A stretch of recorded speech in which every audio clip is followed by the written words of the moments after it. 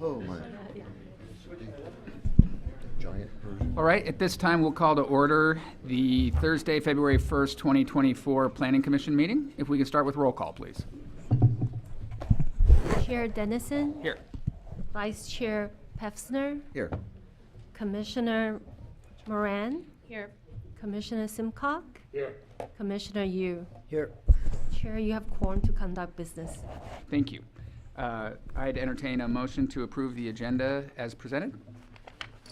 So moved. Second? All those in favor? Aye. Aye. Motion carries unanimously. Next up, we have approval of the minutes. Unless anybody has any changes, I would look for a motion to approve as presented. So moved. Second? All those in favor? Aye. Motion carries. Next up, we have the City Council Liaison Report.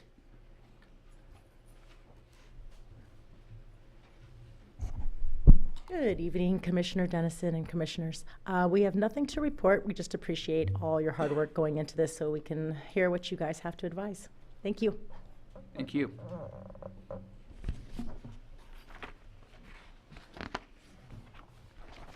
Next up, we will be having community input.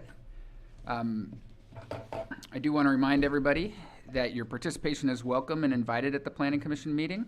We do request that participants refrain from making personal, slanderous, profane, or disruptive remarks. A person who continues to disrupt the orderly conduct of the meeting after being warned to cease the disruption may be precluded from further participation in the meetings. No signs, posters, or other large objects shall be brought into the commission chambers or other meeting place if doing so would disrupt, disturb, or otherwise impede the orderly course of the meeting.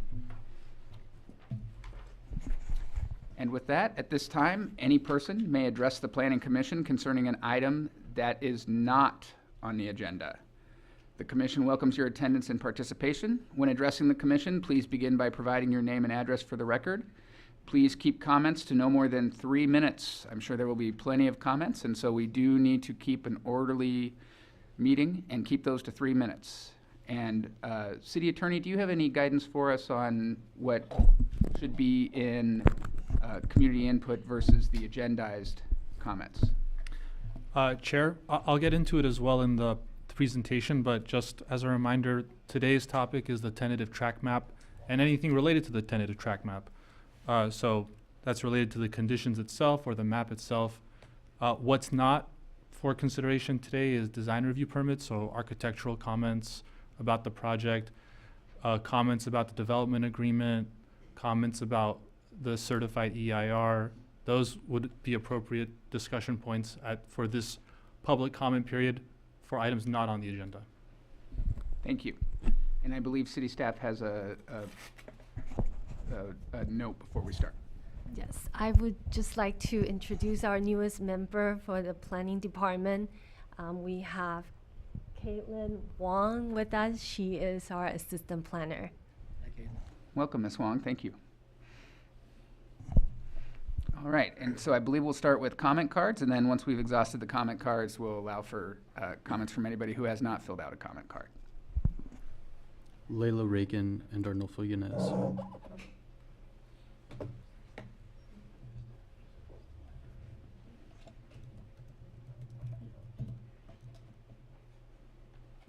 Hello, wonderful commissioners. I'm Layla Regan. I'm your friendly neighborhood city librarian.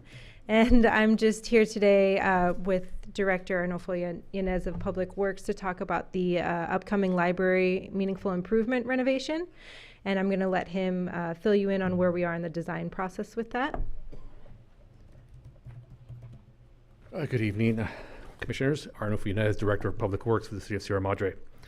This past January 11th, the city received 6 RFQs, requests for proposals, requests for qualifications, dealing with the project manager, which is the phase that we will be entering now, and dealing with the development and construction of the new library.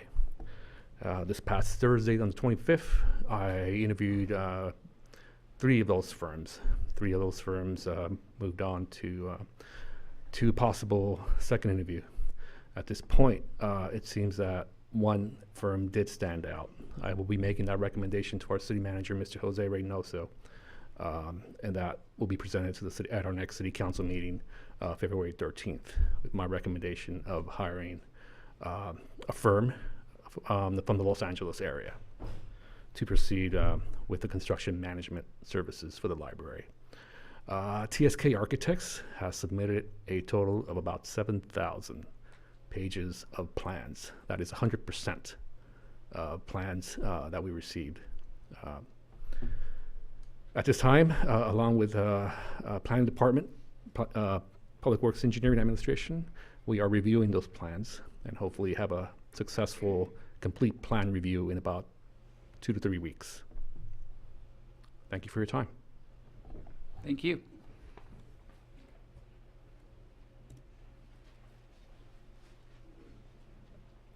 No more comment cards? Okay. All right. Anybody who would like to come up and speak on a topic that is not agendized is welcome to come up and speak at this time.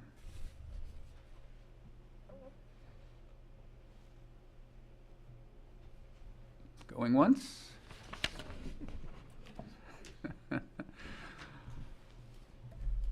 All right, we will move on to, actually, first, any site visits or ex parte contacts by any of the commissioners?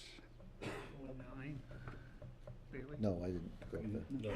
All right, perfect. First up is a public hearing for the tentative tract map 22-01, including vesting the tentative tract map number 83966 for the subdivision of the 17-acre site into 42 single-family residential lots, 6 open space lots, and 1 city public park. Does city staff have a presentation for us? Yes, we do, Chair and Commissioners.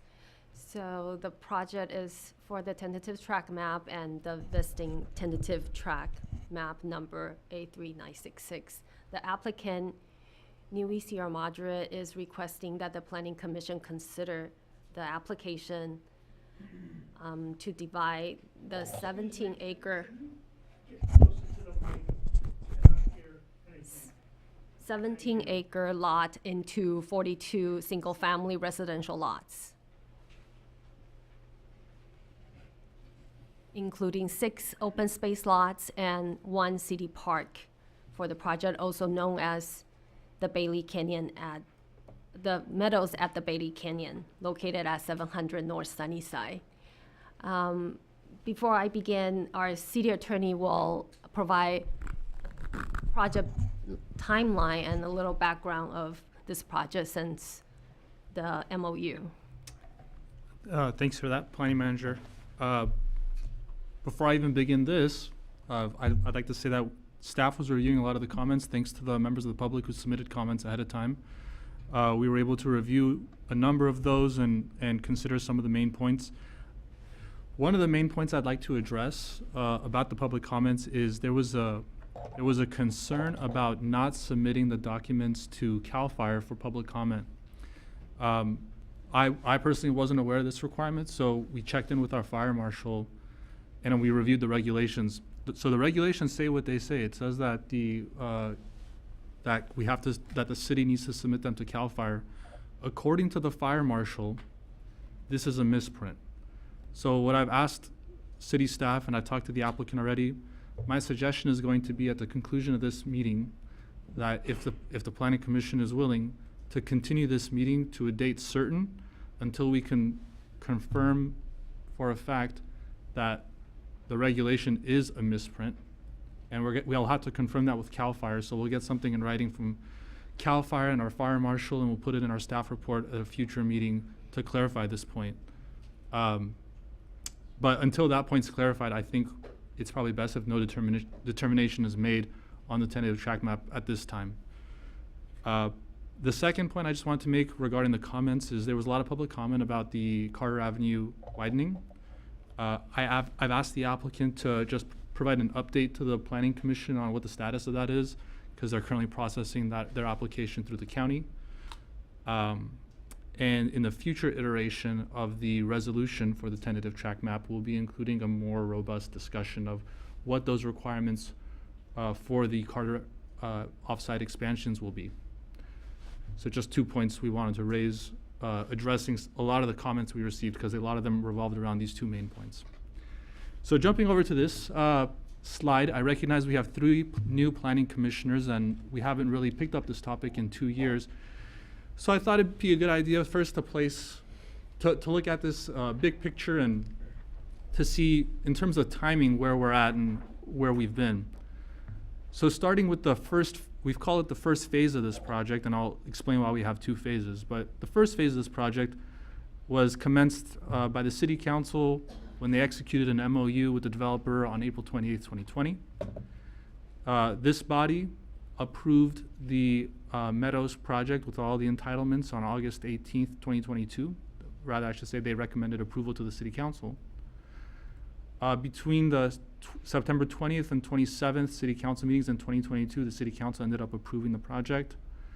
There was an initiative to change the zoning to hillside, and residents voted on that on November 8th, 2022, and residents voted that down. There was a referendum election held, special election, on the City Council's approval on May 9th, 2023, and that also was voted down. And the City Council certified the results of that election on May 23rd, 2023.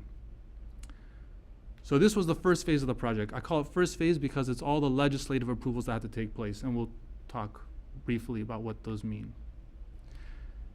We're in the second phase of this project, and just picking off where we left off right here, May 23rd, 2023 is the date that the City Council certified the election results. It's also the effective date of all of the approvals, meaning all the development agreements and all the other documents that the City Council adopted, they were basically placed on hold pending the referendum results.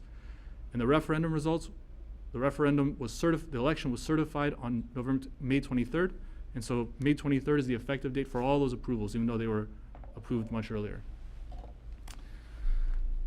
So looking forward, here's the next step, and this is where we're at right now.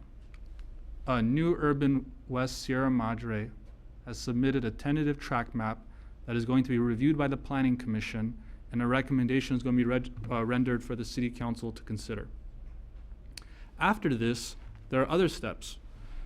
So New Sierra Madre has to submit a design review permit application. I believe they've already submitted the application, and the city is currently processing it, and the Planning Commission will be the final arbiter on whether to approve or deny that design review permit. So design review permit will not be going to the City Council. Unless there's an appeal. Unless there's an appeal, correct. So we'll be limited to 4 meetings for that. Correct. The congregation also needs to submit a design review permit. It's either going to be design review, sorry, they also need to submit a tentative track map here. It could also be a parcel map for the Planning Commission and City Council to review. They basically have to subdivide land and have a lot tie on recorded on title. So that's yet to be done, to my knowledge, and that has to be their application has to be submitted by May 9th, 2025. So all these 3 applications need to be submitted by this deadline of May 9th, 2025, per the development agreement. Also, there's going to be a design review of the park that's going to be conducted by the Community Services Commission. The applicant will need to acquire the rights for the Carter Avenue offsite improvements before the final map is recorded. And for those who don't know, a tentative track map, the way it works is, if this body approves the entitlement, which is the tentative track map, that map doesn't actually subdivide the property. The actual subdivision happens when a final map is recorded on title with the county, but that won't happen until all the conditions in the tentative track map are satisfied. So it's an ongoing process. Now, earlier I talked about phase 1 and the legislative approvals. Here are all the approvals that the applicant has received to date. They had a general plan map amendment, a zoning map amendment, a specific plan was approved, a development agreement was approved, and an EIR was certified. These are not on the agenda for today. These are approvals that are completed and not up for reconsideration. What is up for consideration today is the tentative track map.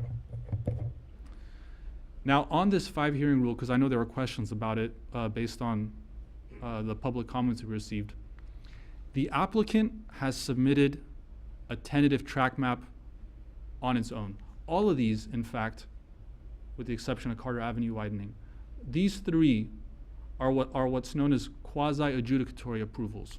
So unlike the legislative approvals that we discussed before, that didn't have a 5 hearing requirement, that weren't subject to the Housing Accountability Act and all those limitations, these approvals are subject to those laws. Now, had the applicant submitted the design review permit and bundled the congregation's map with the tentative track map, all of those together will be subject to 5 hearings total. But because those applications were submitted separately, I've taken the position that they're each subject to 5 hearings. So this tentative track map consideration has its own 5 hearing deadline. When the Planning Commission considers the design review permit, that will have its own 5 hearing limit deadline. And when the congregation submits their map, it'll have its own 5 hearing deadline. Like I said, the applicant's going to talk about the Carter Avenue road widening, but it's something that's going to be submitted, reviewed by the county and by city staff. And it's going to be made a condition in this tentative track map in order to record the final map, which will result in the actual subdivision.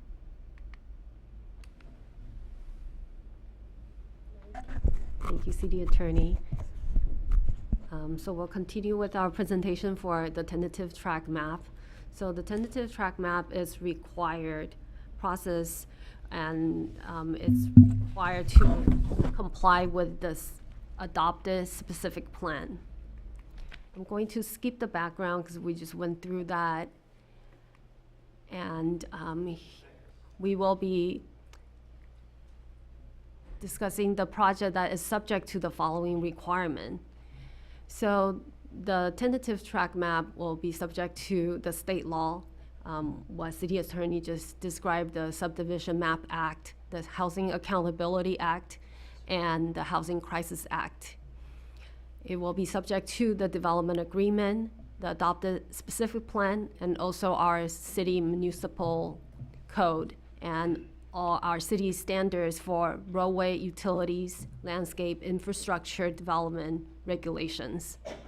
The proposed project also qualifies for a categorical exemption under CEQA, that a residential project is undertaken pursuant to and in conformity to the specific plan is exempt from CEQA.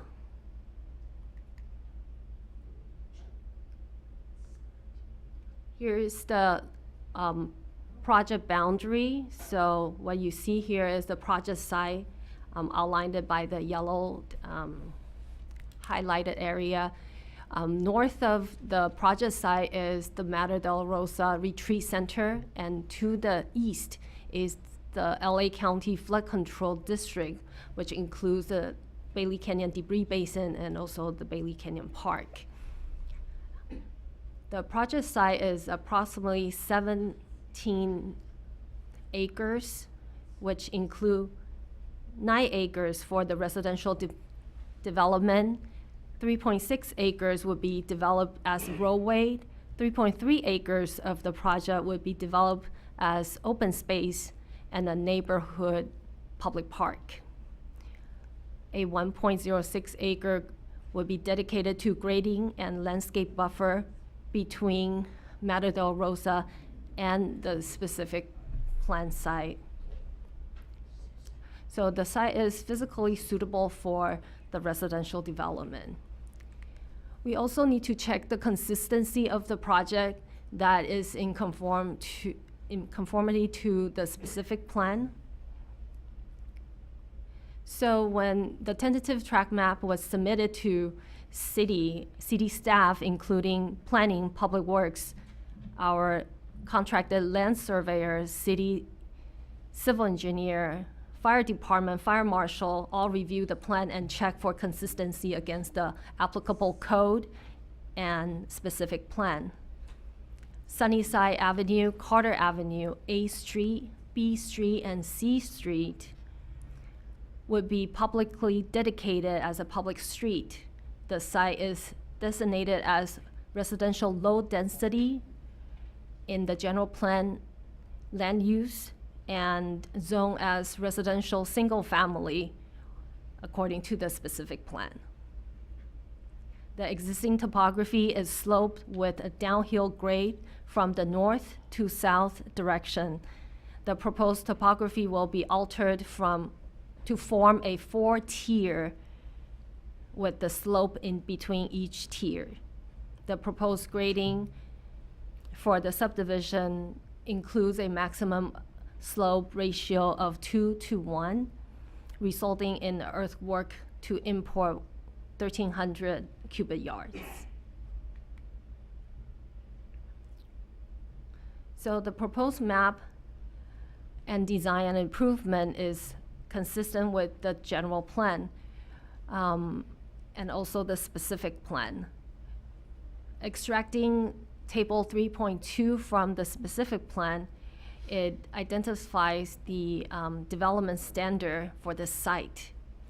So as our city attorney mentioned, the design review will be reviewed at a later time.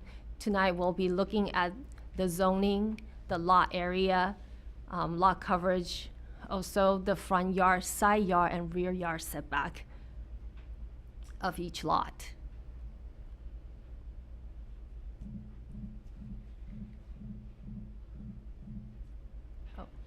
Sorry, so I just want to go over that the minimum lot area is 7,800 square feet, and the front yard requirement is 15 feet.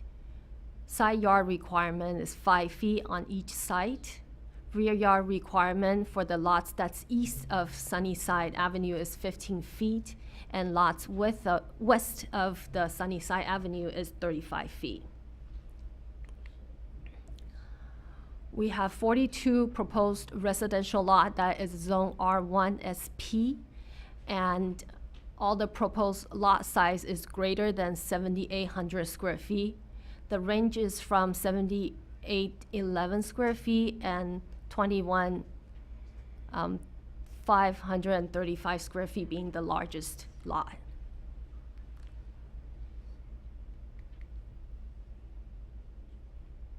A tentative tract map is a type of subdivision map that shows the layout and proposed subdivision, including the associated infrastructure, and the tract map also sets conditions such as access, frontage, grading, improvement, and stormwater protection, and so forth. On sheet 3 of the map, it's at the northwest quadrant, shows the existing easement from Southern California Edison, and also from the city and Los Angeles County Flood Control District to be modified and realigned with the new Sunnyside Avenue and the new A and B Street. There are no existing public access easement through the lot or within the private property. The site is privately owned property by Madre Dolorosa.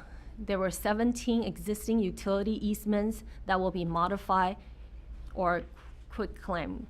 Quitclaim are related to relocating existing utility infrastructure into proposed public streets to accommodate the project design.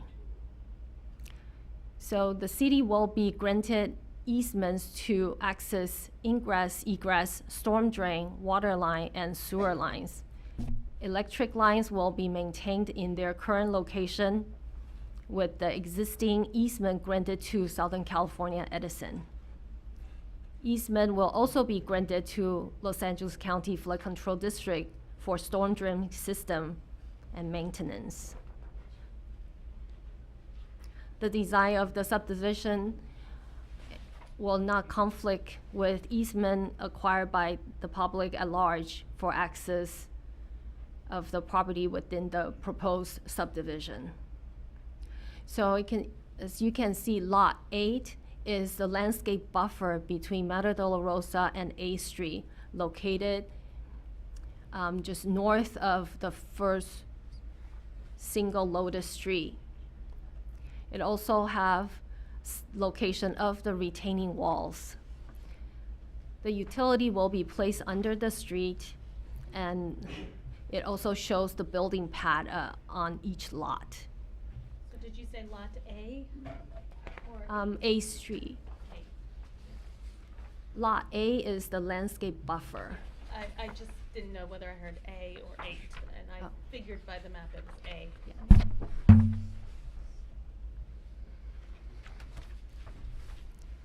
So the design remained consistent with the specific plan, as it is a single loaded street, and the street is serving the public on one side only. Moving on to the east,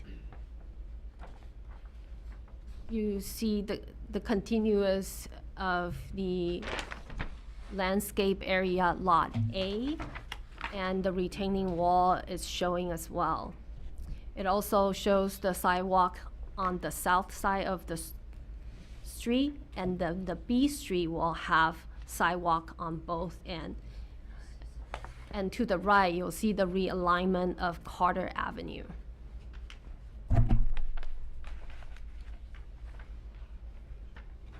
So these public streets are designed to comply with the city's public street standard and shall be accepted and dedicated into the public street system by Public Works Department. Sheet 5 of the map shows the southeast quadrant, where you see at the terminus of at the top of Sunnyside Avenue. The Sunnyside will be realigned, and all the utility will be realigned to the proposed Sunnyside Avenue. Open space Lot D and C. And the Lot 43 is the public park. The lot west of Sunnyside will continue to indicate the wider rear yard setback of 35 feet.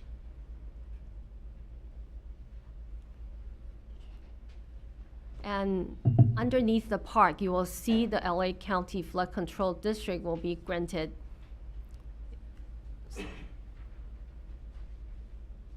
the realignment.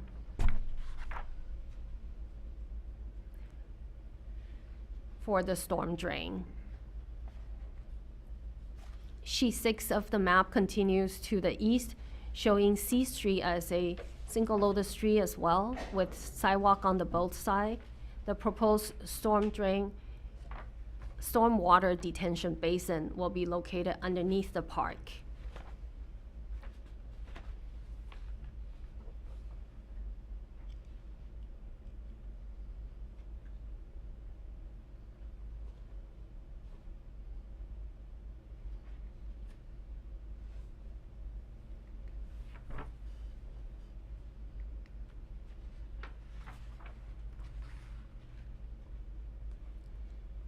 The application also included conceptual landscape plan, the park plan, and the wall and fence plan.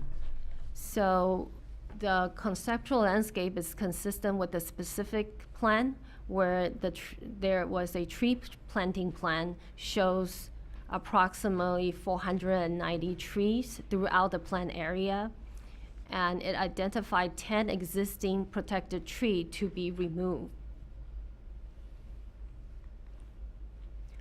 Here is the conceptual wall and fence plan that the map indicated the retaining wall primarily located in the slope area of each tiers of the residential lot on A, B, and C Street, and the slope area between Madre de la Rosa and the retreat center. The retaining wall shall not exceed 6 feet in height and terraced. Each terrace retaining wall shall be separated by a minimum of 3 feet.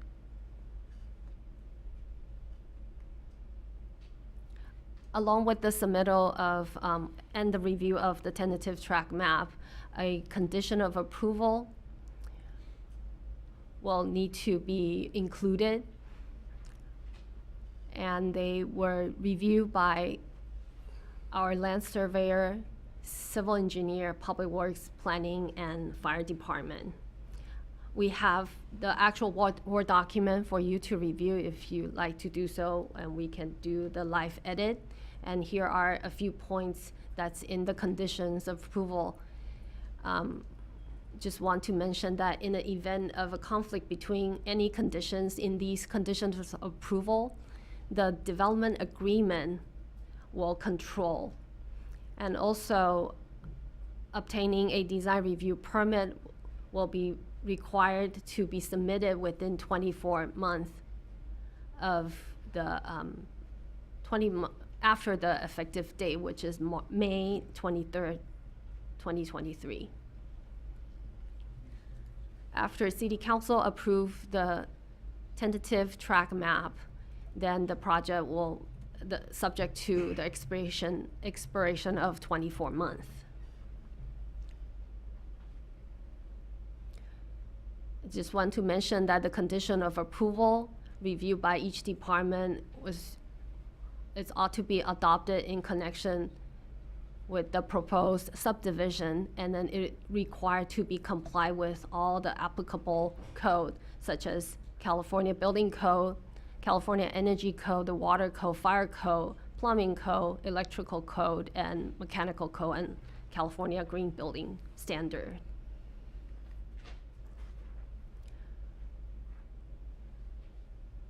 So I just want to point out that at each of the meeting, there are findings for the application. And usually the findings are in affirmative, but here the finding has to be in negative. So the tentative track map shall be denied if any of the following findings are made. And the findings are in the staff report for your consideration. Staff has determined that we were not able to make any of these findings as the proposed tentative track map is consistent with the specific plan.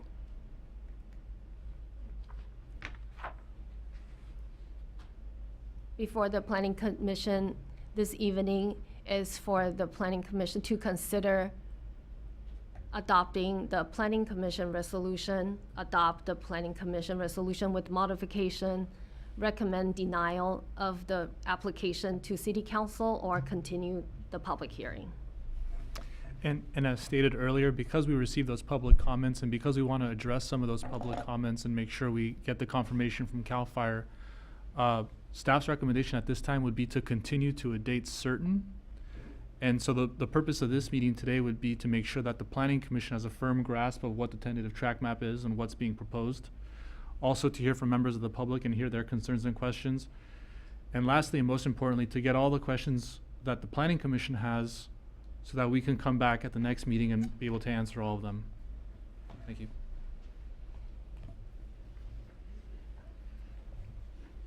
All right, are there questions for staff from the Planning Commission? Not at this time. This is simple. Why do we have to, why does the declaration have to be in the negative? Just go through the legal, I mean, it's just. Those findings come from the Subdivision Map Act, and the Subdivision Map Act writes the findings in the negative. Our municipal code has findings in the affirmative. For whatever reason, the Subdivision Map Act frames it in the negative. Okay, so we just, to meet the state law, we have to frame it differently. We Okay. borrow the language. Thank you. Questions for staff? I have a question about the SCE easement. I think there's two, one on the, like, I don't know, west and east sides. What exactly is there? I think they're in red there, yeah. Is that overhead power? Yeah, so on sheet 6, it shows the Southern California, the overhead power line. Okay, is that just power to the monastery? Or is that power to this coming from Southern California Edison to this city? I'm just trying to see what the voltage of the lines, just curious. I thought that the utilities were gonna be underground, Yeah, so that's why I was curious why they were remaining. is the easement for underground, or is it showing the existing utilities? So all the new utility will be underground. The existing utility, I think the applicant is working with Edison to see if there is a possibility, but currently it's overhead wire. And that's giving power to the monastery? I believe so.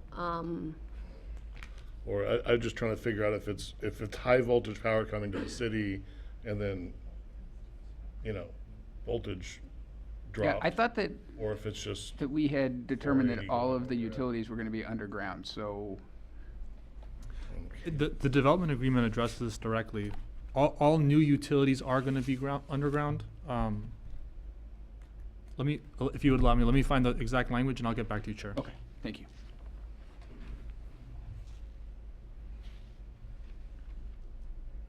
Other questions for staff? I believe we have members from other departments of staff here as well, so we can ask questions of them as well. I think I see the police chief and the fire chief here, if there's any questions for them. Chair, I've got the answer to your question now. In section 4E of the development agreement, it reads, "The developer will underground all newly constructed on-site utilities." So the utilities that exist currently will remain in place unless they can be undergrounded, but that's a conversation to have with Edison.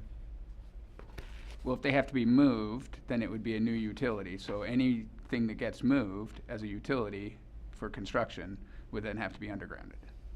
This is a technical question that I'll have to get back to you on. I don't know that moving a pole makes it a new utility. That's a discussion I'll have to have with staff to work on. Okay, so that's a question that could come back to us.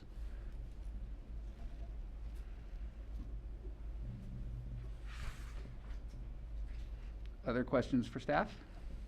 So, could I get a little more clarity on the Carter side of it and what was called out for? Because it clearly goes, of course, from 30 to 20, right? So what was decided, or what is part of what was approved to happen on Carter beyond their property line? Or was there anything? Do you want to address that, or do you want the applicant to give us update? The applicant actually prepare a PowerPoint if you like to see them, or we can invite the applicant to address the Carter Avenue updates for you. Maybe we'll Yeah, that have would the be applicant present, and then if we have questions after that, we can check Perfect. back. Great, so I guess at this time, we'll invite the applicant up to go ahead and give us a presentation.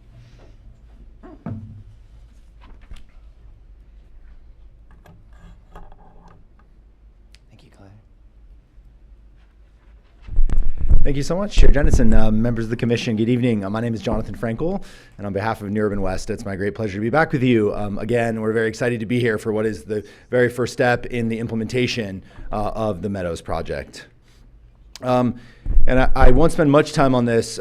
City Attorney did a great job talking about the project history, but this is, for us, nearly 4 years of work has gone into this project. And it really started with a substantial community engagement effort that continues and is ongoing.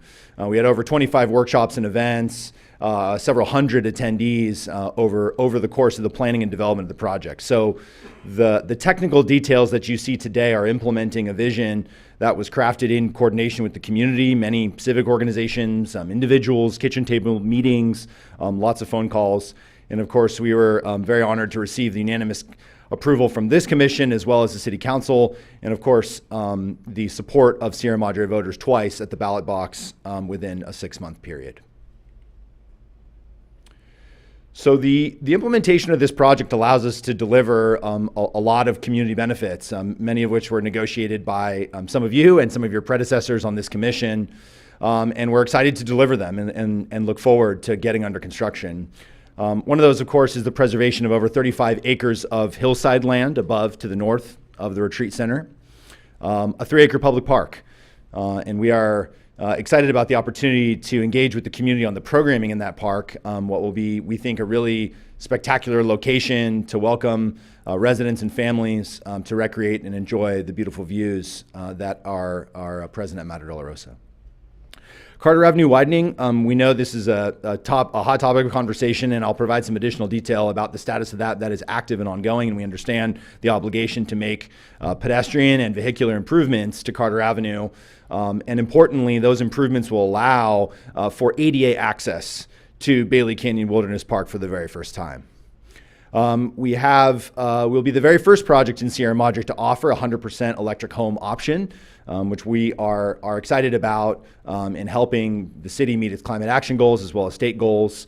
And then there's a number of substantial financial contributions to the city and to the greater community, including $250,000 for public safety and the new police station, about $1 million for water preservation, and a couple, almost $2.5 million for impact fees that go to support your libraries, parks, public art, and other essential city services. So as I mentioned, tonight is really the very first step in the implementation phase, the part one, and staff did a great job talking to you about what this entails. And these are technical details that allow us to design these lots on which the homes will be located. So this is the very first step in creating these 42 legal lots, and it shows all kinds of engineering details like grading, walls, utility layouts, and a number of the issues that staff has presented to you earlier. So the question before the commission this evening is, is this map consistent with the requirements of the specific plan? And I want to thank staff for their really diligent review. As Planning Manager Lynn mentioned, this was reviewed over the course of nearly 8 months by a variety of different city departments, including city engineer, public works, fire, planning, and city attorney. And we believe it is fully consistent with the specific plan. The number of homes remains identical, 42 homes. The minimum lot size is achieved on all lots in the specific plan. The required setbacks are provided per the specific plan. A 3-acre public park has been further designed and will be provided as indicated in the specific plan. Parking is consistent with the planning document. The street layout is the same. The tree planting and landscape, nearly planting 500 trees. When all is said and done, the number of trees on the property, we're going to have nearly 4 times the number of trees on the property in the improved condition as compared to the existing condition today. We have additional details about walls and fencing, again consistent, and of course the parks. I want to take a moment and address the questions now related to Carter Avenue. So we have submitted an application to the County of Los Angeles, and I want to be clear about what the county is reviewing. The county is reviewing a request by the city to grant an easement for public street and road purposes to the city of Sierra Madre. The county is not selling land to us, New Urban West, the applicant. The county is not selling or transferring title to any of its land. All they're doing is simply saying, we will allow you to record an easement over approximately 9 feet of existing flood control land to make the safety improvements that I just discussed. And the safety improvements are threefold. One is to provide an ADA compliant sidewalk access for the first time to the park. We know, and I've been here on the weekends, that it's very well used. And a lot of people during the Planning Commission process indicated to us they had safety concerns. They wanted a safer way to access the park and reach the park, and hence the pedestrian improvement. Secondly, the right-of-way will facilitate a widening of Carter to allow ingress and egress. It's 2 11-foot travel lanes in each direction. And this was in response to concerns from members of the community regarding traffic on Sunnyside, and requested 2 means of ingress and egress. As a technical matter, 2 points of ingress and egress were not required.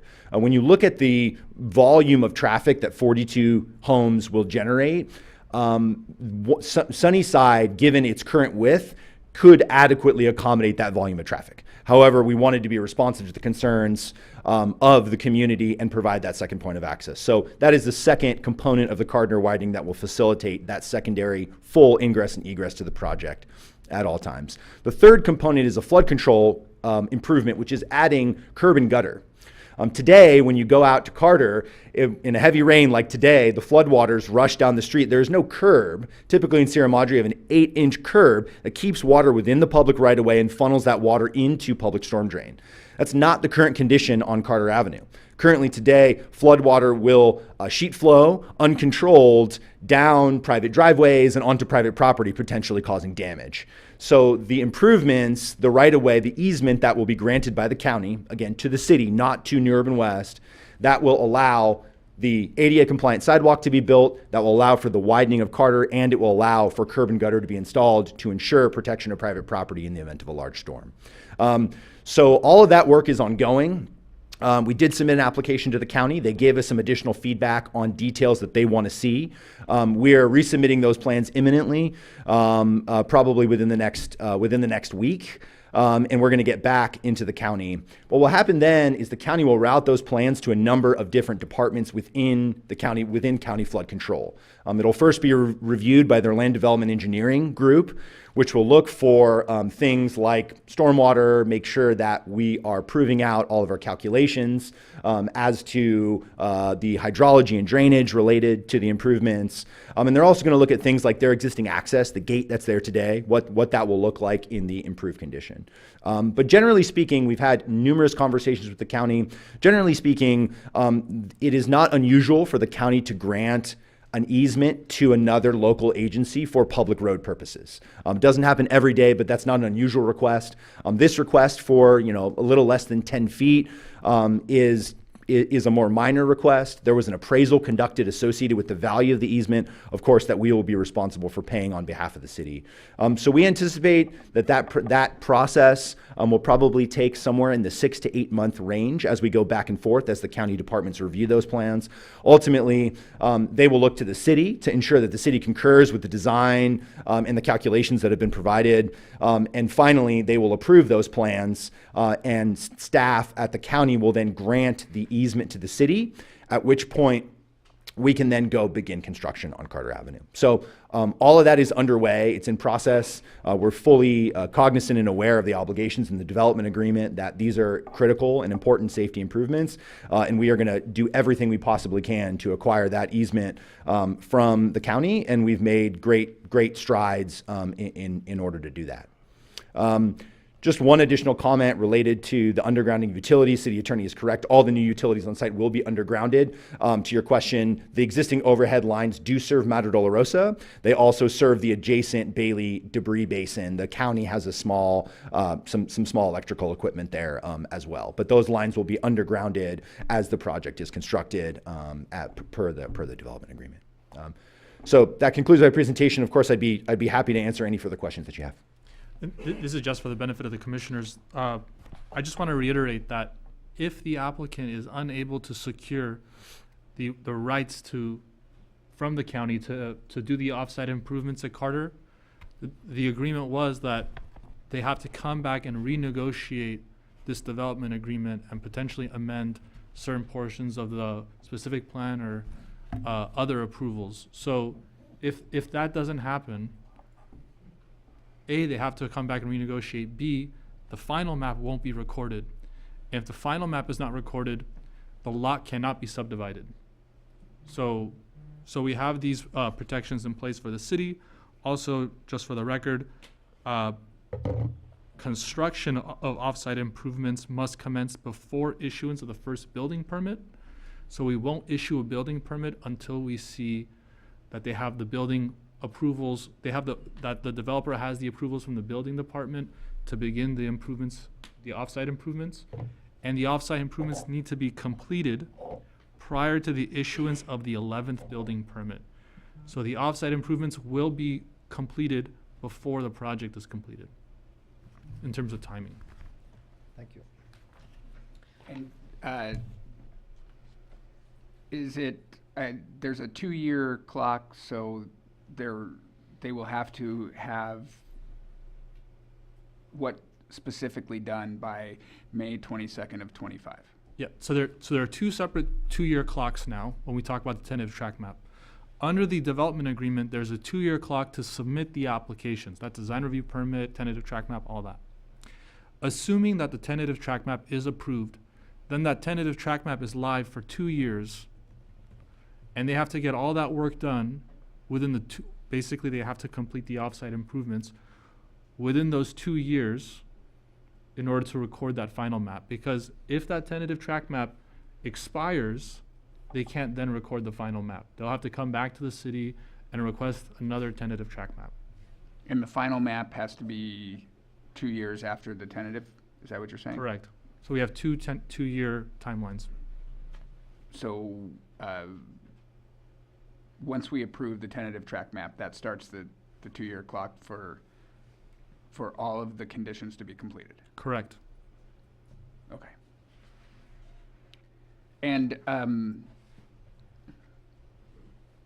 I didn't really hear what your answer was on the utilities. I know that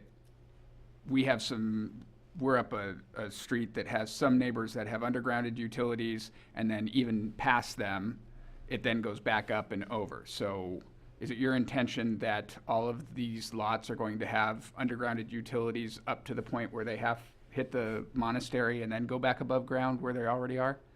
So all of the utilities within the 17-acre area that are servicing the new lots will be undergrounded. The existing wires that are, the existing lines that are within the kind of center of the site will be undergrounded. So that, I hope that that's clear. Okay.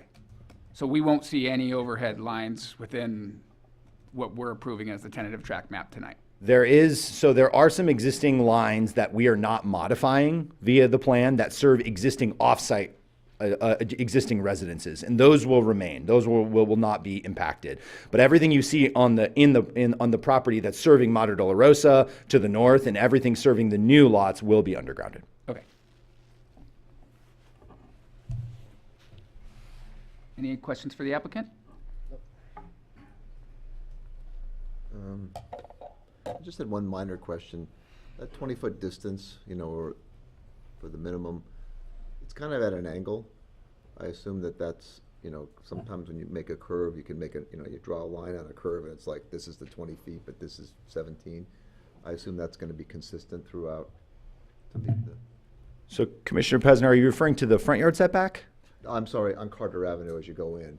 There's a requirement to have at least 20 feet there, and there's those pilasters, but I mean, the line that's drawn kind of looks like it's at an angle on the drawing. It's just on the drawing. I just want to make sure that even though the drawing looks like it's consistently 20 feet, that line that's at an angle, that if it was here on the curve and it's here, that could be 20 feet, but then straight across might only be 17.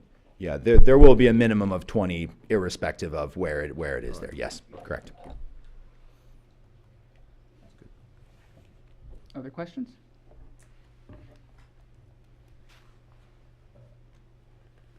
All right, thank you. Thank you. Do we have questions for staff? Nope. Okay for now.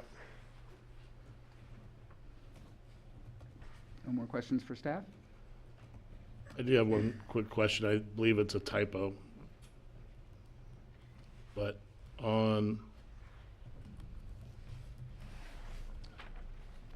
in our agenda packet for the staff report, page, 12 of the staff report, it's section F. It states that the project would subdivide approximately a 17-acre undeveloped site into 47 lots, 42 residential lots, 1 public park lot, 4 open space lots. I just want to confirm that's a typo. It says 4 open space lots and 47 total lots instead of 49 lots and 6 open space lots. Thank you, Commissioner Simcock. Yes, this is a typo. It's supposed to say 49 lot to be consistent with the tentative track map, and there is 6 open space lots. Okay.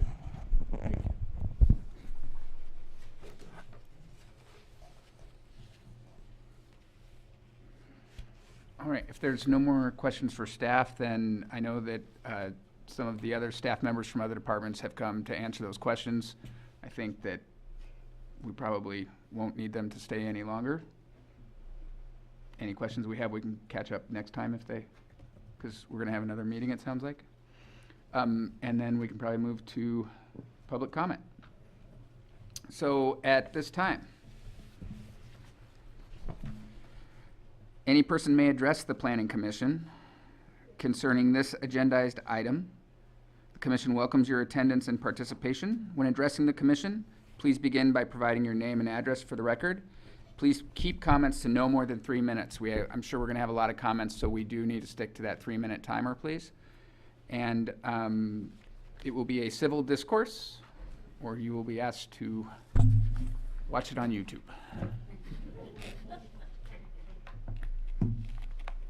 Sally Shore, West Sierra Madre Boulevard.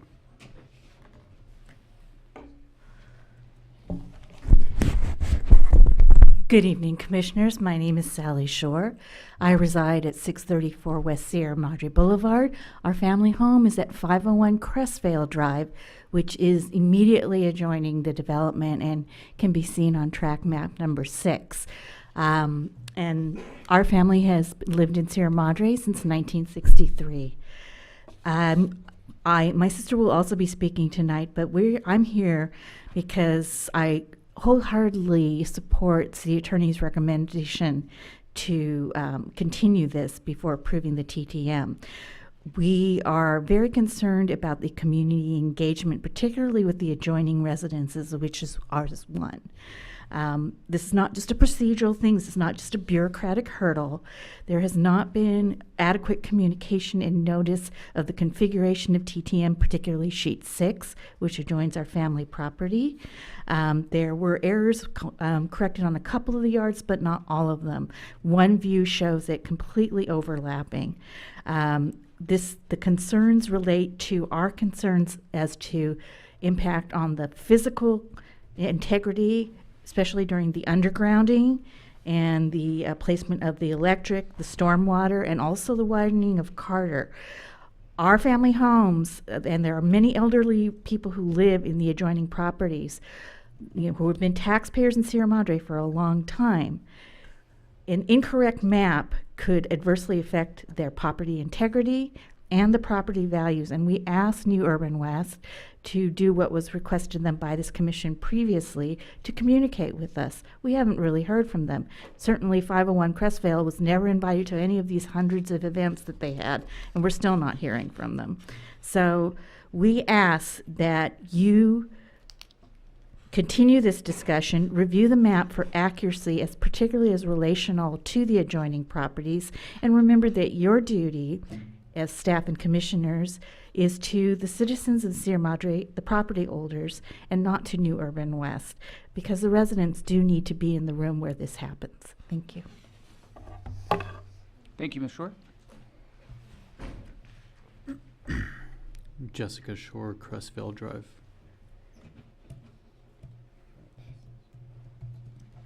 Hi, good evening. My name is Jessica Shore Sarber, and I'm speaking on behalf of 501 Crestvale Drive, our family property. I'd like to address first very specifically the vesting tract map, sheets 5 and 6. The proposed park, public park, 3-acre park, is really, I want to address, is really a large stormwater detention basin and repository for main utility lines and tie-ins covered by grass. This infrastructure is critical to the entire development and significantly impacts the homes below. Some key unresolved issues we believe are: there has not been a structural review by a civil engineer of the existing retaining walls along the southern border, and the condition and stability of that ground and the soils behind it. The Planning Commission agreed that this is an issue and needs to be done. In the discussion right now about retaining walls, not once was there a discussion of the retaining wall, which is actually not continuous at the bottom of this property. Another issue is that the map does not address a contingency plan if existing retaining walls need to be torn down and rebuilt.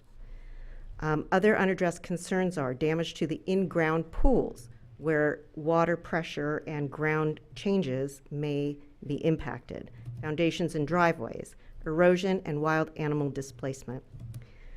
On page 6 of the TTM application, it alleges that there are no significant impacts. Since New Urban West and the city admittedly have not properly studied our properties to know the answer, the degradation of the quality of life during construction and possibly into the future,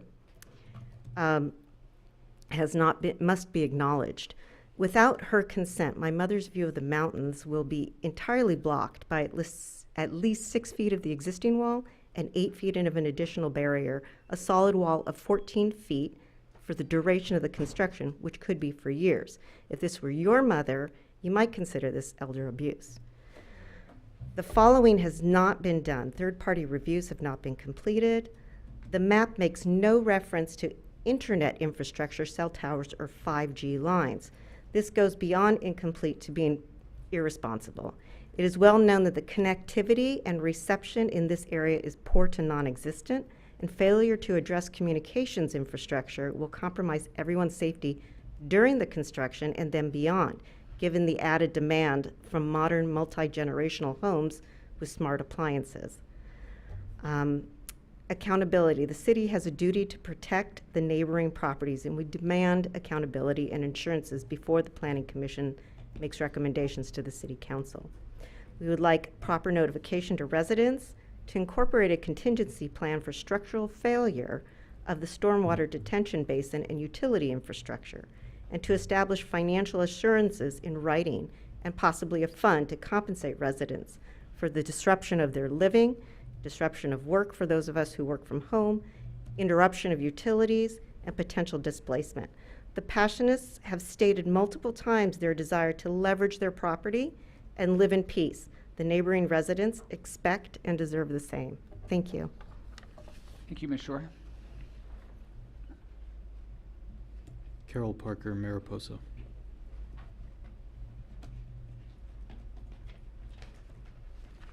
Good evening. My name is Carol Parker. I live on Mariposa, and to follow your comment, my father came here in 2020. 1920. I don't even know what era I'm in. And no, I wasn't born in 1925, but his family still has a home on Lima, and I have lived in Sierra Madre all my life, born and raised here. So I'd like to welcome the 3 new commissioners and congratulations on your appointment. I hope you will take your responsibility very seriously and that you realize what you decide will have ramification for all of us, including all of you, for years to come. What you will be discussing tonight is whether to certify the tentative track map that New Urban West has submitted. The major flaw in this process is that there was no mention of widening Carter Avenue in the draft EIR, which precluded notification of the aspect to the public for comment as required in draft reports. This tract is in a high, severe fire zone. How will fire trucks gain access to the property without a second entrance? One of the issues you must decide is whether there will be an adverse effect on the health or safety of the residents. Please take seriously that this property is in high, severe fire zone. Without being readily accessible to fire equipment, you are putting us residents at the risk. New Urban West spokesperson Jonathan Frankel spoke before the Planning Commission and assured the commissioners that they would pursue an easement with the county. To date, this has not been granted. In the tentative track map application form on page 9, New Urban West included 24 tree removals from Bailey Canyon Park, yet there's no reference to Bailey Canyon in the tentative track map. What about runoff from the property, especially after the grading is done? New Urban West has already refused to meet with the residents who are already being impacted by this runoff. Is this the only meeting we residents are allowed before the Planning Commission, or there will be a total of 5? This is very unclear.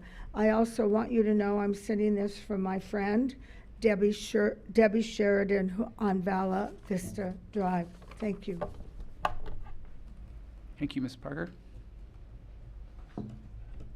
John Doyle, North Sunnyside.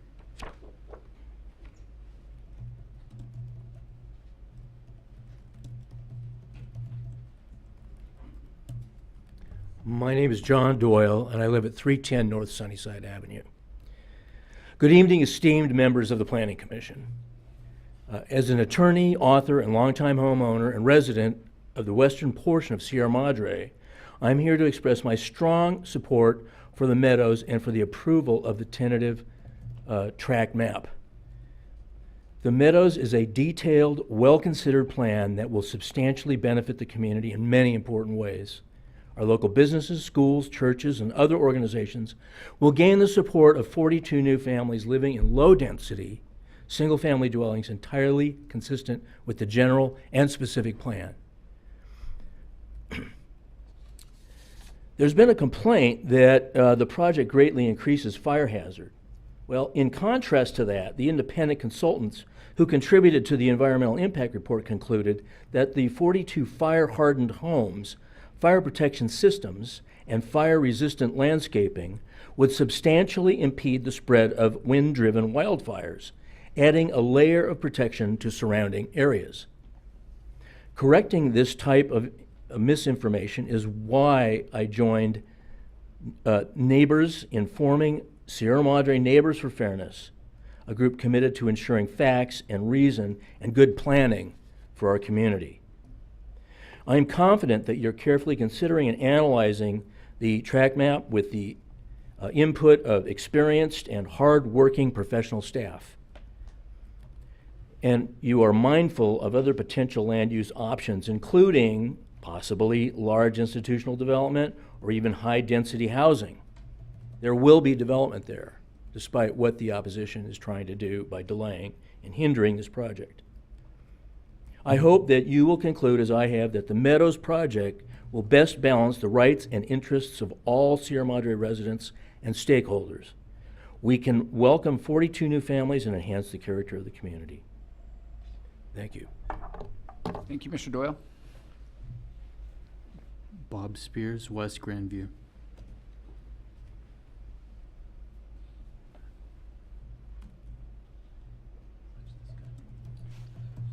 Good evening, Mr. Chairman, Commissioners, distinguished staff.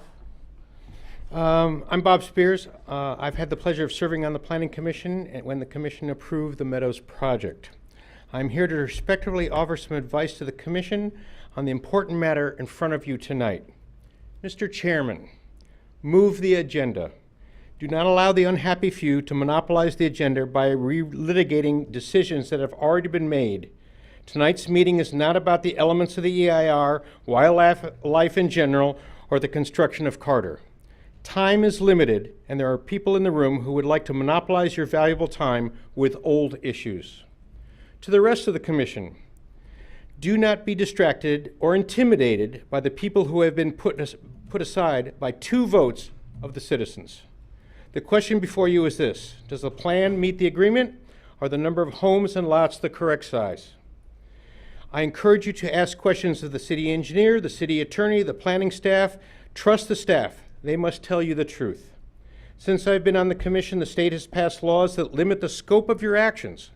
Please do not put the city in jeopardy by making arbitrary decisions based on meritless complaints.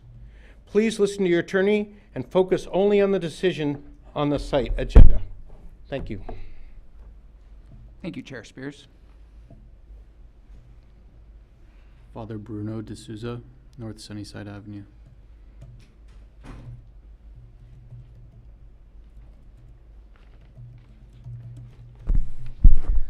Good evening, Commissioners, and congratulations to the new Commissioners. My name is Father Bruno D'Souza, and I'm privileged to live on 700 North Sunnyside Avenue. I'm also the current Retreat Center Director for the Retreat Center there on the property. I would like to begin by saying that this year, the Passionists will be celebrating 100 years of our arrival in Sierra Madre. We arrived in 1924. And so the Meadows project, what it does to us is allow us to continue our mission for another 100 years and supports the ongoing care for our senior priests and brothers. We have been pleased to work with New Urban West to design a thoughtful plan that respects our ongoing needs as a place of spiritual growth and reflection, while still welcoming new families to contribute to the Sierra Madre community. As you well know, the Meadows project has been the subject of a years-long planning effort in collaboration with the city and Sierra Madre community.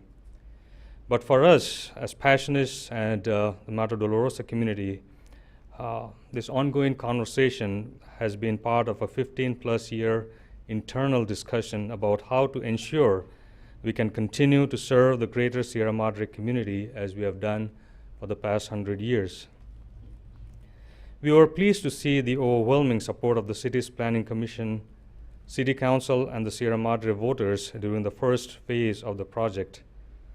Now, we are excited that this project has made it to the implementation stage and look forward to putting this land to good use. And so we respectfully request your recommendation of approval to the City Council. And once again, thank you for your consideration.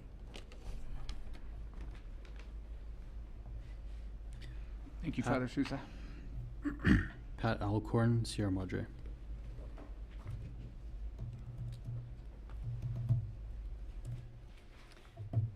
Chair Dennison and commission members. I'm Pat Alcorn and I live at 741 East Grandview. In 2011, my husband Dee and I were invited to join a focus group at Madre de la Rosa in the retreat house.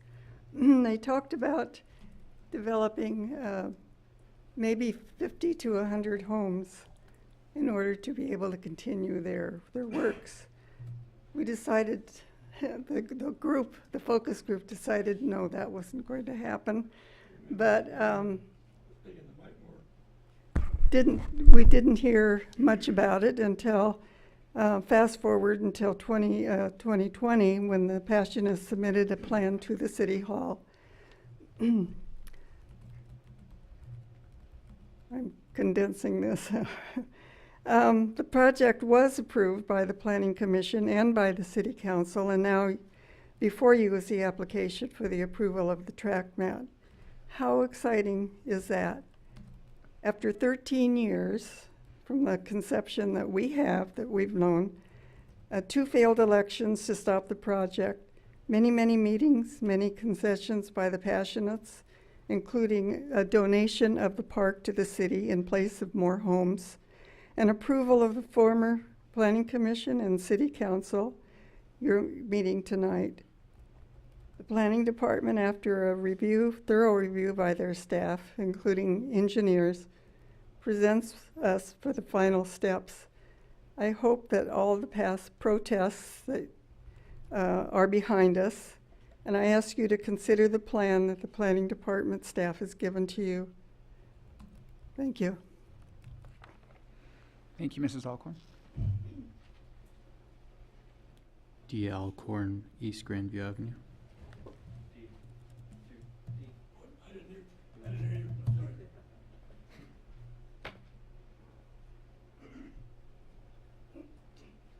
Yeah, I just got my hearing aid last week, so seriously. Well, it's got to be here, but as Pat said, there's a lot of water going over the dam. I really, literally, as a citizen, I've been involved in this for 13 years at different positions. And I just want to say that going through this, that Madre de la Rosa could have come up with a much more aggressive process. They could have done another thing. But there's been a lot of constructive back and forth with a large range of aspects of the project. As part of that, there's been a generous concession by the Madre de la Rosa. More concessions than I would have been if I had been one of the people there. That's pretty generous, I think.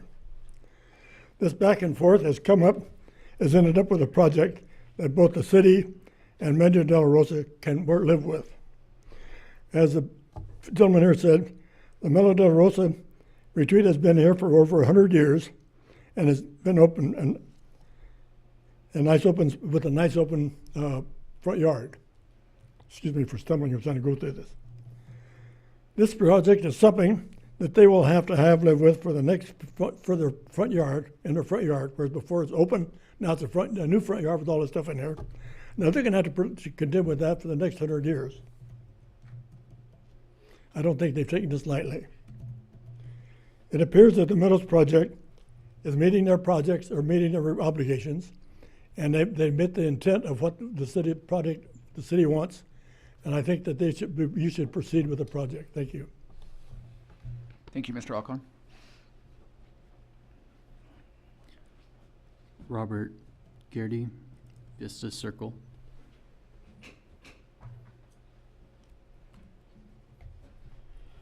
Hi, Robert Garrity, Vista Circle. Good to see you all and welcome to the new commissioners. Some of you I've seen many, many times, too many probably. I have a concern about this 5 meeting thing, or now it's 15 meetings.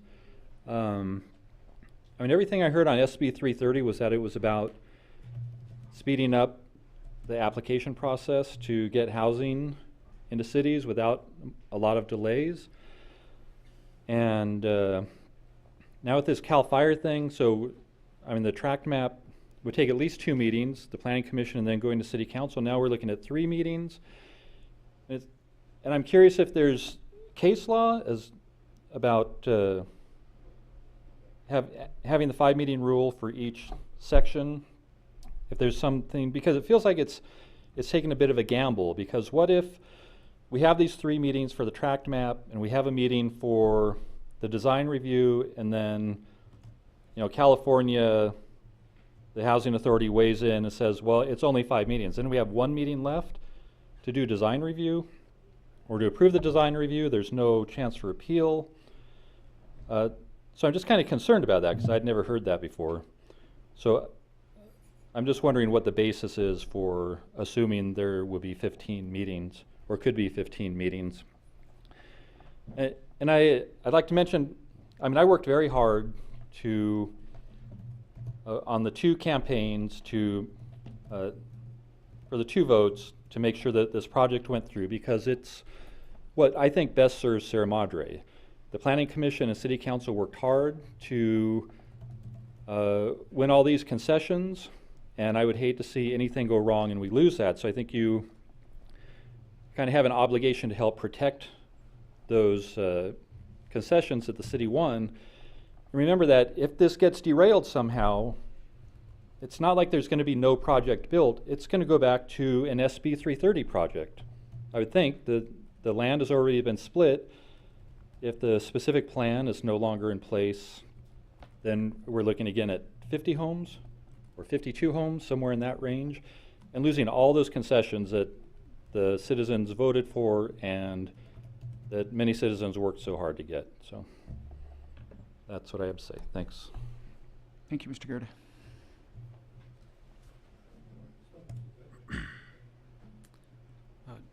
Chair Dennison, we have a comment card for item 9. Will there be a public comment for that? I'm sorry, what was that? We have a comment card for item 9. Will there be a public comment for that? Item 9 is general information. Bailey Canyon. What's this one? Ed Simpson, Milan Avenue.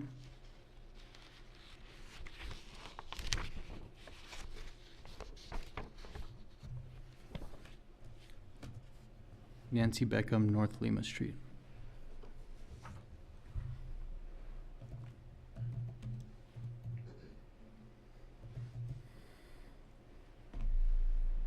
Good evening, Planning Commissioners. I'm Nancy Beckham. I live at 337 North Lima Street. I have been here many times before, but unlike the last gentleman who spoke, I have not agreed with his positions. I am terribly concerned about Carter. And I'm terribly concerned because the pictures we saw tonight showed the end of Carter narrowing, and then I've seen other pictures of Carter on other maps, but I have not seen a continuation of Carter with taking out the land in Bailey Canyon. That bothers me tremendously because that's a public park.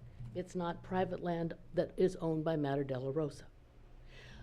Jonathan Frankel just said a few minutes ago that you do not need 2 ingresses and 2 egresses. You are already going to push all the animals and kill 101 trees on the Madre de la Rosa land. Why do you need to take another 14 out of Bailey Canyon? I'm sorry. I can't go along with this, so I will be short and to the point. I would really like to see a continuation of the map of what Carter's gonna look like. Because everything I've seen, it's 40 feet high, coming down, it narrows to 25 feet, and then it hits the debris basin, right where the debris basin gate is. How is that gonna happen? Are they widening the debris basin? What are they going to do there? And then you wanna have it 9 feet to go clear over to where Lima is. So I'm very concerned about this, and I think I'm not the only one. I know you said you got letters in the mail. I didn't get my set because I decided I would come tonight and listen, and I've listened. I'm still concerned about Carter. Thank you very much. Thank you, Ms. Beckham. Robert Duran, Grove Street. I didn't prepare anything either, but yeah, my name is Robert Dorn. I live on Grove Street. I also have a concern about Carter and wanted to reiterate that I believe he said it's not required to have 2 egresses into the development. So I believe that there's an alternative to widening Carter Avenue and getting rid of all those old growth, decades old trees, deodar pines. It could be a one-way without widening it. You could have ingress for emergency vehicles that could go in, but have, I just believe there's an alternative to widening it. And I think that should be considered. And I also would like to see a third-party review of this section of the widening. I think the community would like to keep the trees in Bailey Canyon and the look preserved. Because I think that's a signature of what Sierra Madre looks like and what people want from this community. Thank you very much. Thank you, Mr. Duran.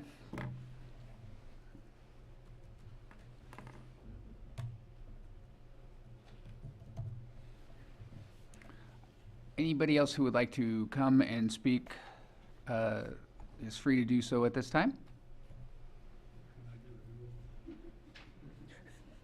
No do-overs tonight.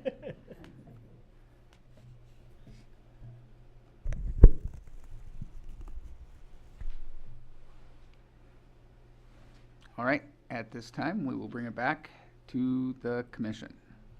So, Mr. City Attorney, should we hold off on any deliberation until we've gotten this opinion from CAL FIRE, or are we free to deliberate before that, or what do you recommend here? I would recommend engaging in deliberation so we can, so the body can help formulate some of the questions that you want to know answers to for the next meeting. Okay. Can you give us an idea of what this potentially missing CAL FIRE opinion and open comment period is? Yeah, so this is, you asked for it, so I'm going to give you a complex response. So, CAL FIRE adopted regulations in 2022 regarding ADUs and developments in very high fire hazard severity zones. Now, it's always been the case that in the state, on state lands, CAL FIRE has some say and regulation over how those are developed. It wasn't the case with these locally regulated areas, like how we have in these very high fire hazard zones that are locally regulated by our fire department and by our planning department. So they adopted a set of regulations. The regulations that they adopted, the published version, states that we have to submit tentative track map approvals to the director in Sacramento for his review, or her review, I'm not sure what gender they are, his or her review, and they're gonna send back potential comments that we then have to include as conditions of approval. That's what it says in writing. And that's what a lot of the public comments were citing. Now, we spoke to our fire marshal because this is not something my office was aware of. And this is something that the city doesn't have a practice of doing. So we spoke to our fire marshal to understand what is this requirement that we've missed, because we want to make sure we get the process right. According to the fire marshal, there is a typo in the published regulations that CAL FIRE is aware of, that CAL FIRE has acknowledged, and is in the process of fixing. And that typo includes sending these local projects up to them for comment and review. Now, I don't know if that's the case or not. We got this comment today. I did my research. I saw what the regulations say one thing. our fire marshal says another. Before we proceed, I'd like to get into the record some comment, at least from our fire marshal, at the very least, ideally from CAL FIRE, some letter, something saying you don't have to follow this process, even though our regulations, our published regulations say you do. So did I answer your question? Thoroughly. Thank you.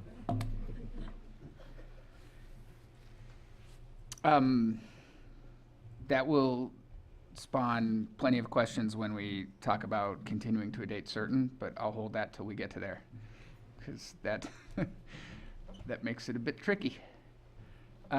So I guess I think what I'd like to do is, before we get into deliberation, take a recess. How long should we recess for? I guess it depends on how long we think the meeting's gonna go. It could be a. I couldn't see us deliberating more than 30 minutes right now. I'm open to not having a recess Okay. in that case. I think we were planning the recess when we thought we were gonna Yep, go all the way okay. till Right. 11. Great. Great. Okay, so then deliberation. Who'd like to start?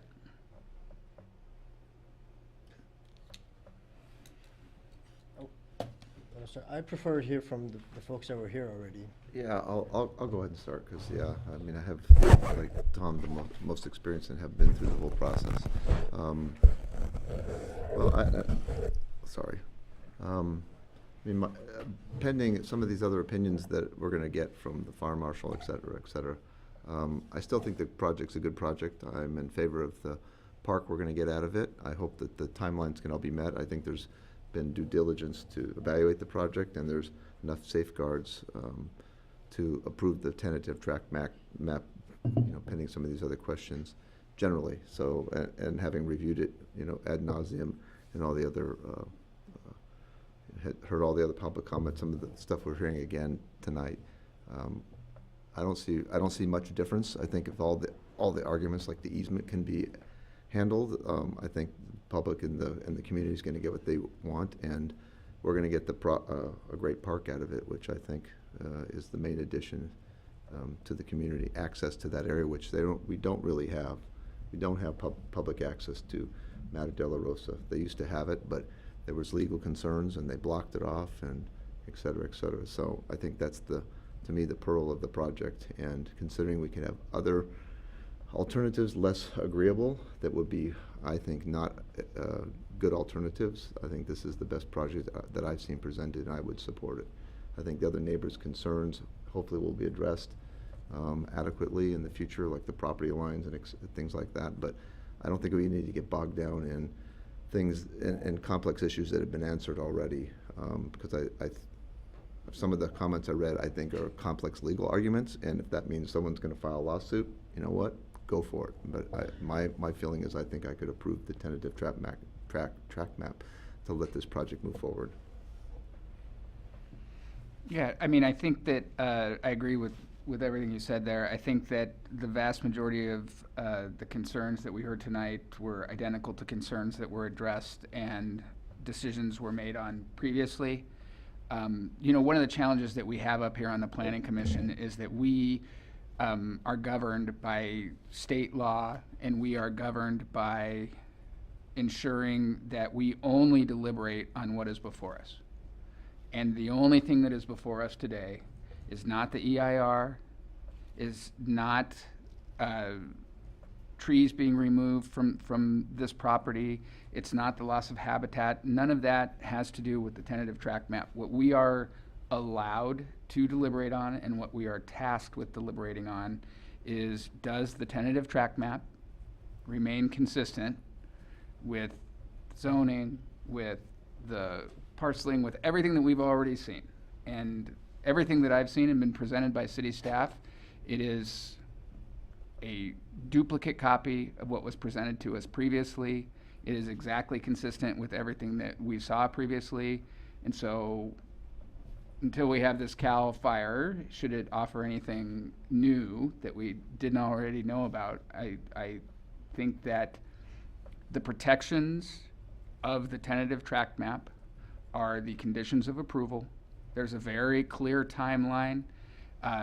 We were the former Complete Planning Commission that approved this when it went through put in a ton of work to ensure good things like if for some reason the easement does not happen, that it comes back and the entire plan gets renegotiated. So the conditions of approval are there. That is one of the conditions of approval before it can, the track map can be finalized. So I would have no problem going forward with this against the criteria that we are tasked with tonight. No, I definitely agree. I think my concerns are outside of this tentative track map. You know, widening Carter, all those types of things aren't part of this. I think my one concern about the power lines overhead was, you know, discussed and it will not be there. Yeah, I read the specific plan today, and this is almost a carbon copy of what we've had in front of us. There's no differences. I don't see any reason besides the CAL FIRE. I don't know. I don't know if it's something we can approve with a condition, or if we want to just wait. I'm fine either way. We'll let that be to you. But I'd be happy to approve it with that condition tonight.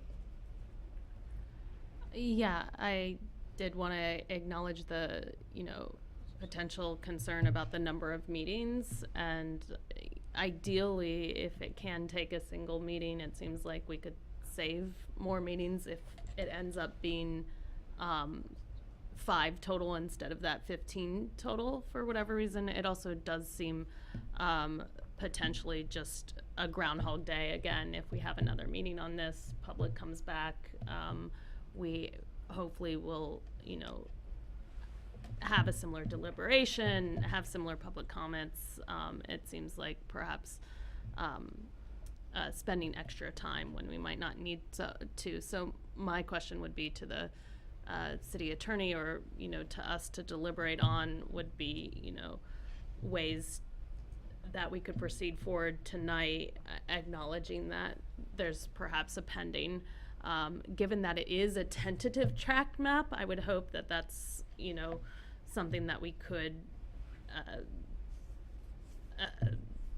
even legally say, if there was an issue where we would have to have approval, that could be done prior to the final kind of certification down the line, and that we'd have a chance to come back with an iteration as needed there. But I'm not sure.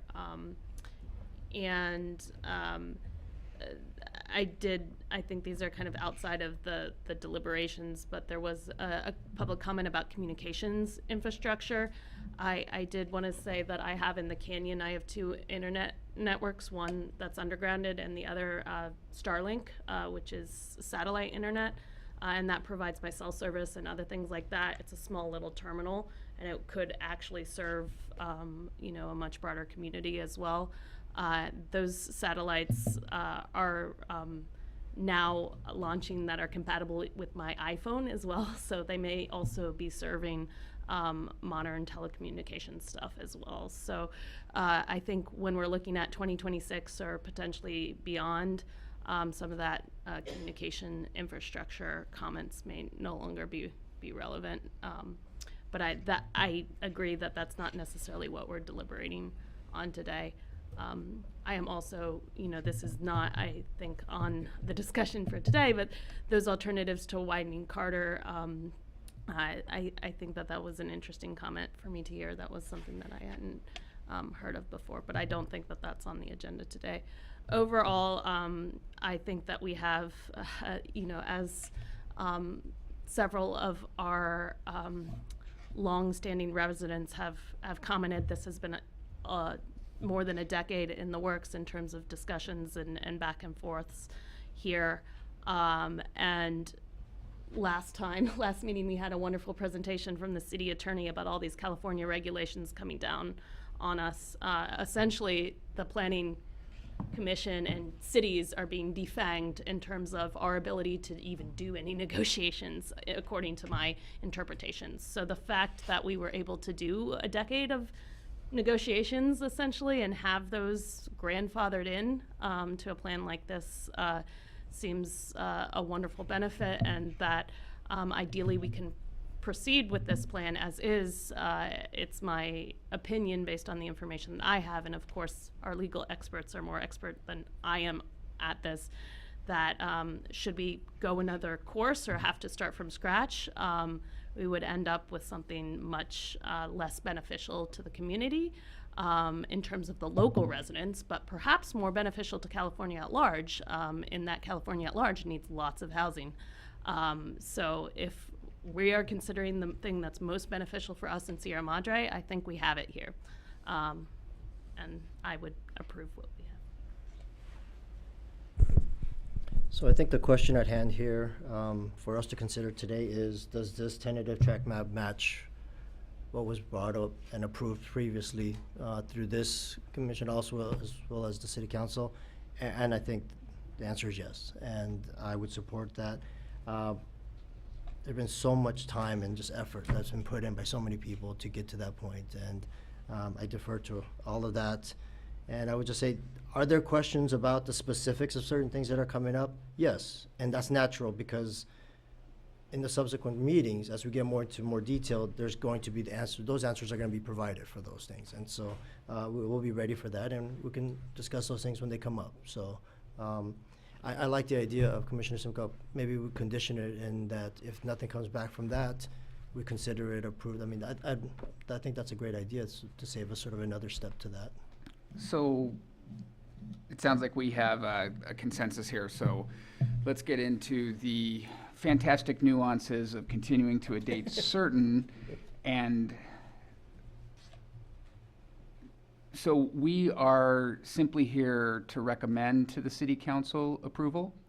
And so the CAL FIRE question could be pushed off for the city council to address when it comes before them.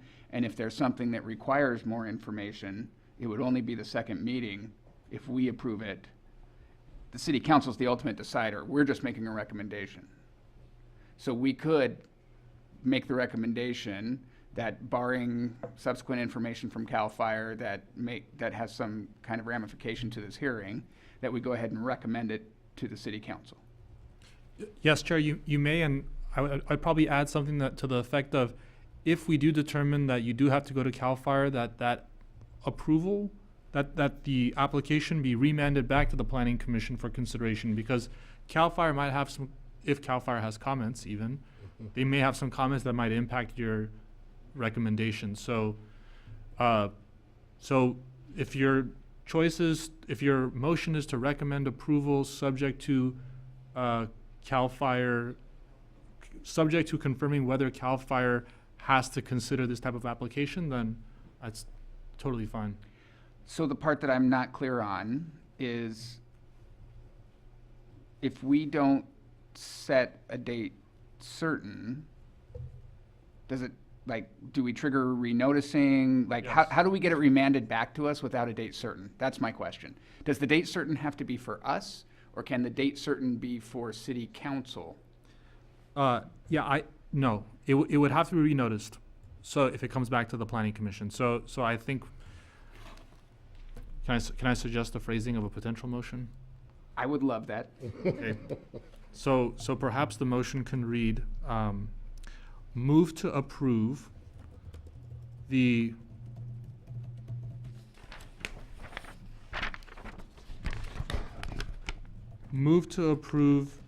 tentative track map 2201, including vesting tentative track map number 83966, subject to a determination regarding whether the application must be submitted to CAL FIRE, and if it must, then the application be remanded to the Planning Commission for further consideration. So the one thing that we should check on is if the applicant's okay with, if it does get remanded, having to pay for renoticing. So if you wouldn't mind coming up to the mic, we'll try to give you the quick overview of your choices. We can either hope that we can make a motion that if CAL FIRE does not, that indeed there's nothing that CAL FIRE needs on this, that it would then just move along its way.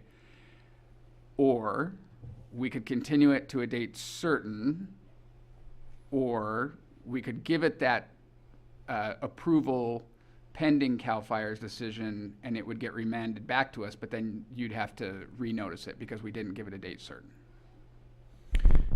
The latter one being our preference, but your pocketbook. Sure, yeah. And if I may, if you'll indulge me, one other potential option is sending this to the city council with the condition that, if it's required, consultation with CAL FIRE occur and any requested recommendations by CAL FIRE be incorporated into the map. That way, there's no additional meetings. The CAL FIRE consultation, if it's required, will occur. If there are recommendations that will be incorporated into the plan, and that saves them. If the concern that I'm hearing is, the 5-meeting cap and potentially running up against that, I think that seems to me to achieve the objective. If that's not desired, yes, we would be fine with paying for renoticing. Okay. I think that we wanted it to be remanded to us because I suspect city council is going to say, what does the planning commission think about this? Sure, that makes total sense. Yes, and we'd be fine with renoticing in that event. All right, thank you. So does somebody have good notes on that? I saw you typing. I did. Hand it over to somebody. Yeah, I couldn't type fast enough. Okay, I'm allowed to make the motion, right? Okay. Can I ask one thing before you do? There's a scenario where it's remanded to CAL FIRE, but they have no comments. Then doesn't have to come back to us. That's what we're saying, that it would only get remanded to us in the event that CAL FIRE has comments that we need that the planning commission needs to consider. Yeah. Okay. Yes. So then I would move to approve the tentative track map 22-01, including the vesting of map number 83966 for recommendation of approval to the city council pending any commentary by CAL FIRE such that this be remanded to the planning commission in the event that there are substantive notes that need further deliberation. Did you get that? Second. All those in favor? Aye. Aye. Motion carries unanimously. Thank you. Good job. Good motion. All right. With that, we will move on to Planning Commission reports. Commissioners, anything? I have no report. I want to put a shameless plug in for Mary's Markets breakfast. They're terrific. No other Planning Commission reports. We'll move to Planning and Community Preservation Department reports. Chair Dennison, the next meeting, the city attorney will conduct the part 2 of the legislative update. And we also have a general plan and housing element annual progress report for you to review. That's very exciting. Thank you. All right.